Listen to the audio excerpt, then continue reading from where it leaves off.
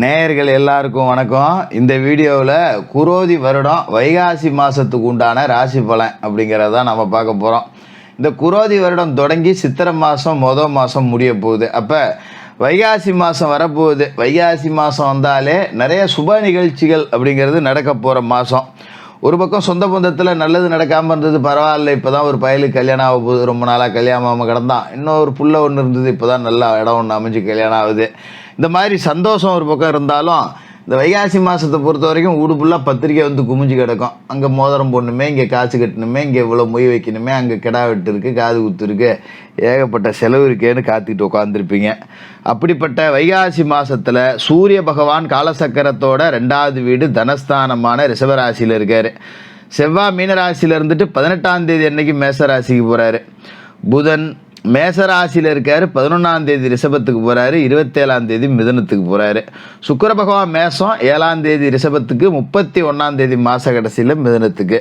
அப்போ குரு பகவான் ரிஷபராசியில் இருக்கார். சனி பகவான் கும்பராசிலையும், ராகு மீனத்துலேயும், கேது கன்னிலையும் இருக்காங்க. இதுதான் இந்த கிரக அமைப்புகள், ராசி மாற்றங்கள் அப்படிங்கிறது. இப்போ இந்த வருட கிரகங்களோட அமைப்பு, மாத கிரகங்களோட மாற்றம், சர்ப்ப கிரகங்களோட ஆதிக்கம், இது எல்லாத்தையுமே நாம் ரொம்ப துல்லியமாக பார்த்து உங்களோட ராசிக்கு வைகாசியில் என்ன நடக்க போகுது அப்படிங்கிறத சொல்கிறோம். மீனராசி நேயர்களே, உங்களுக்கு இந்த வைகாசி மாதம் எப்படி இருக்குது அப்படின்னு பார்த்தோம்னா, மீனராசியை பொறுத்த வரைக்கும் ஏழரசனி இருக்குது அப்படிங்கிறத நம்ம திரும்ப சொல்லி உங்களை சங்கடப்படுத்த விரும்பலை. இருந்தாலும் அது உண்மையும் கூட. ஏழரசனியில் முதல் சுற்று விரேசனி அப்படிங்கிறது நடக்குது. இந்த விரேசனி காலகட்டம் இப்போ என்ன பண்ணோம் அப்படின்னு பார்த்தீங்கன்னா, குரு பகவானும் தனஸ்தானத்துலேருந்து பயிற்சியாகி 3வது வீட்டுக்கு போயிருக்காரு. 2ல் குரு இருந்துக்கிட்டு கொஞ்சம் காசை கொடுத்தாரு. சனி கொஞ்சம் செலவு பண்ணிக்கிட்டு இருந்தாலும் குரு கொஞ்சம் கொடுத்தாரு. ஏதோ வந்துச்சு, செலவு பண்ணிட்டேன், போயிட்டேன், வந்துட்டேங்கிற மாதிரி தான் ஓடிச்சு. இப்போ குருவும் காசு கொடுக்கக்கூடாத இடத்துக்கு போயிட்டார். அதே நேரத்தில் பார்த்தீங்கன்னா குரு பார்வையால் உங்களுக்கு காசு கொடுப்பார். குரு வந்து இருக்கிற இடத்த விட பார்க்குற இடத்துக்கு பலன் கூடங்கிறதால இப்பயும் குரு பகவானால் வருமானம் அப்படிங்கிறது இருக்குது. ஏன்னா குரு பகவானோட பார்வை அப்படிங்கிறது உங்களோட ராசியை பொறுத்த வரைக்கும் 7, 9, 11 இந்த 3 வீட்லேயும் உழுவுது அப்படிங்கிறது உங்களுக்கு ஒரு சந்தோஷத்தை கொடுக்கக்கூடிய அமைப்பு தான். அப்போ இந்த வைகாசி மாதம் தொடங்கும் போதே பார்த்தீங்கன்னா ஏதாவது பெரிய பொருளை ஒன்று வாங்கி போட்டுருவீங்க. கடன் வந்தாலும் சரி, ஒரு பொருளை ஒன்று வாங்கி போட்டுருவோம். வெட்டியாக கடன் வர்றதை வீட்டுக்கு ஏதாவது ஒரு பொருளை வாங்கி போட்டு கடன் கூடியானோன்னா பரவாயில்ல, போயிட்டு போகுது போ, வெட்டியாக ஆஸ்பத்திரி கூட்டி கொட்டுறது, நிலத்தில் கொண்டு விவசாயம் பண்ணுறேன்னு போட்ட காசு கூட வரமாட்டேங்குது, 10 பாடுபட்டுக்கிட்டு இருக்கேன், ஒரு பொருளை ஒன்று வாங்கி போட்டுருவோன்னு சொல்லி ஒரு பொருள் வாங்கி போட்டு மாத தொடக்கத்திலே இத்தனை ரூபா நமக்கு கடன் இருக்குது அப்படிங்கிற மாதிரி ஒரு மாதாந்திர இஎம்ஐ போட்டு வச்சுருவீங்க. அப்படி செஞ்சுக்கிறதுங்கிறது ஒரு பரிகாரமாக கூட இருக்கும் உங்களுக்கு. ஏதோ ஒரு கடன் இருக்குது அப்படிங்கிற மாதிரி. ஏன்னா இந்த விரேசனி காலகட்டம், குரு சரியில்லாத காலகட்டம் அப்படிங்கிறது, நம்ம என்ன தான் எட்டி மண்ணில் உளுந்து கரண்டு பார்த்தாலும் நமக்கு 10 ரூபா கடங்கிறது வந்துடும். அதனால் நம்மளே நல்ல பொருளை ஒன்று வாங்கி கடனாக வாங்கி வச்சுக்கிறது அப்படிங்கிறது தான் நல்லது. இருந்தாலும் ராசியிலேயே தனாதிபதி செவ்வாயும் ராகுவும் சேர்ந்துருக்காங்க. கொஞ்சம் பணப்புழக்கம் அப்படிங்கிறது இருந்துக்கிட்டு தான் இருக்கும். அது மாதிரி தொழிலில் இருந்த ஏற்ற இறக்க நிலை அப்படிங்கிறது கொஞ்சம் லேசாக மாறும். முதலாளி 10 நாளைக்கு நல்லா பேசுவார், 10 நாளைக்கு சல்லுன்னு உழுவார். திடீர்னு சிரித்து பேசி இந்தாடா ஒரு 10 ரூபா வச்சுக்க அப்படின்னு கொடுப்பாங்க. ஆனால் நம்ம அல்ல அர்ஜென்ட்டுக்குன்னு போய் ஒரு 10 ரூபா கேட்குறப்ப அப்படியே எரிஞ்சு விழுவாங்க. என்ன சும்மா காசுன்னு இருக்குது, அதான் சம்பளம் கொடுக்குறல்ல, ஏற்கனவே கொடுத்த அட்வான்ஸே இன்னும் கழிக்காமல் இருக்குது, போது வருதுன்னு கத்த ஆரம்பிப்பாங்க. அதனால் வேலை செய்கிற இடத்துல தானாக வர்றதை வாங்கிங்க. நம்ம கோரிக்கைன்னு கொஞ்சம் கொண்டு போய் முன் வச்சோன்னா நம்மக்கிட்ட எரிஞ்சு விழுவாங்கிறதுல கவனமாக இருந்துங்க. வைகாசி 7ஆம் தேதி ரிஷபராசிக்கு சுக்கிரன் போயிடுறாரு. 3க்கும் 8க்கும் அதிபதி 3வது வீட்டுக்கு போகிறாரு. பகை கிரகமாக இருக்கக்கூடிய அவருக்கு குருவோட இணைய போகிறாரு.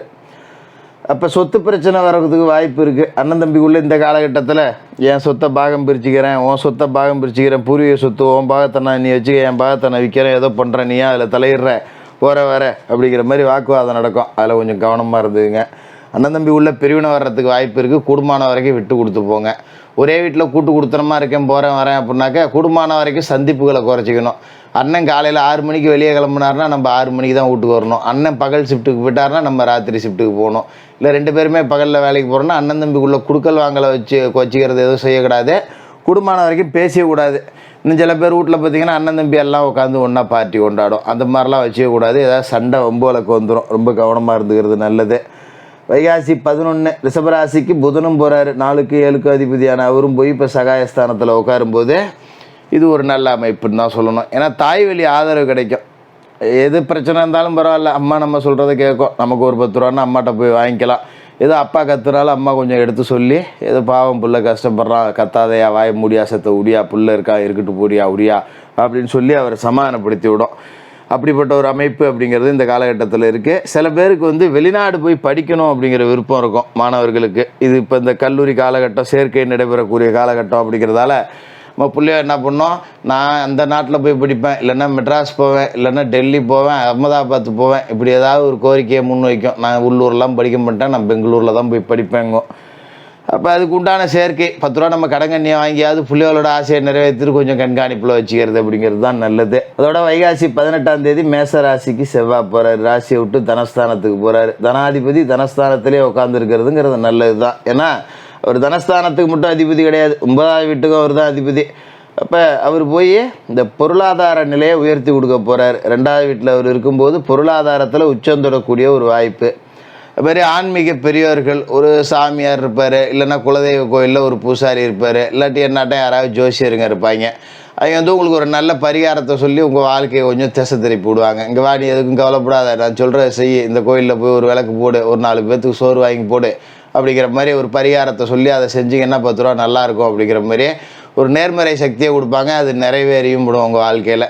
பரவாயில்ல, அவர் சொன்னார், கேட்டால் நல்லா இருக்குது, பரவாயில்ல அப்படிங்கிற அளவுக்கு தான் உங்களோட வாழ்க்கையை மாற்றி காட்டுவாங்க. அதனால் கவலைப்பட வேண்டியதில்லை பெருசாக இந்த வைகாசியை நினச்சி. இந்த மாத கடைசியில் பார்த்தீங்கன்னா 2 கிரக மாற்றம் இருக்குது. மிதுன ராசிக்கு புதன் போகிறார் வைகாசி 27ஆம் தேதி அன்னைக்கு. இது தேக ஆரோக்கியத்தில் உற்சாகத்தை கொடுக்கக்கூடிய ஒரு அமைப்பு. ஏன்னா 7.5 சனி அப்படின்னாலே உடம்பு வாட்ட ஆரம்பிச்சிருக்கும். கை கால் வலி, முதுகு வலி, மூட்டு வலி வரும். அங்கங்கே பார்த்தீங்கன்னா திடீர்னு வாயு பிடிப்பு மாதிரி இருக்கும், நெஞ்சு கை காலெல்லாம் வலிக்கும். ஐயோ நமக்கு ஹார்ட் அட்டாக் வர போது போல இருக்கேன்னு சொல்லிட்டு நம்ம என்ன பண்ணுவோம், ஓடி போய் உடனே செல் எடுத்து நோண்டி பார்க்குறது. வேர்த்தா என்ன பண்ணுது, மாரடைப்புக்கான அறிகுறி என்ன அப்படின்லாம் நம்ம ஃபோனில் போட்டு நோண்டி பார்த்துட்டு கிடப்போம். அந்த மாதிரி இந்த பயந்துக்கிட்டு இருந்த வாழ்க்கை அப்படிங்கிறது கொஞ்சம் இந்த காலகட்டத்தில் மாறும். நம்ம நல்லா தான் இருக்கோம்டா, நமக்கு ஒன்றும் கவலை இல்லை அப்படிங்கிற மாதிரி ஒரு உற்சாகத்தை கொடுக்கும். ஏன்னா இதுக்கு முன்னாடி பார்த்தீங்கன்னா எங்கேயாவது சொந்த பந்தத்தில் ஒரு மாரடைப்பு மரணம், இல்லை பேப்பர் பிடிக்கும் போதே எவனாவது செத்து போயிருப்பான். அதெல்லாம் பார்த்தா நமக்கு திக்கு மீனராசிக்காரர்களுக்கு இந்த 7.5 சனி காலகட்டத்தில் அப்படி தான் இருக்கும். அதனால் இந்த மாதிரியான உயிர் பயம் அப்படிங்கிறது நீங்கக்கூடிய அமைப்பு தான் இது.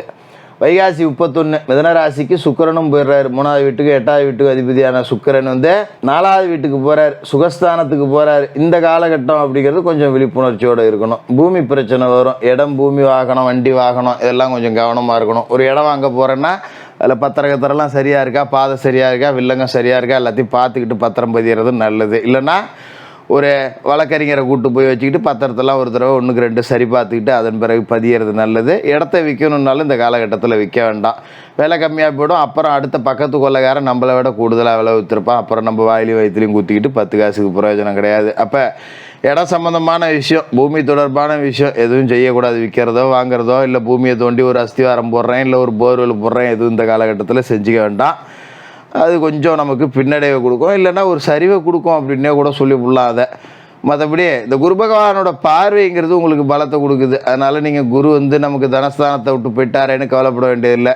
குரு பார்வை 7ல் இருக்குது. திருமணமாகாதவர்களுக்கு திருமணம், மனைவிக்கு வேலை கிடைக்கக்கூடிய அமைப்பு, இது எல்லாமே இருக்கும். கூட்டு தொழில் நல்லாயிருக்கும். கூட்டாளி 10 ரூபா நமக்காக உழைச்சி கொண்டு கொடுக்கக்கூடிய அளவுக்கு நல்லாயிருக்கும்.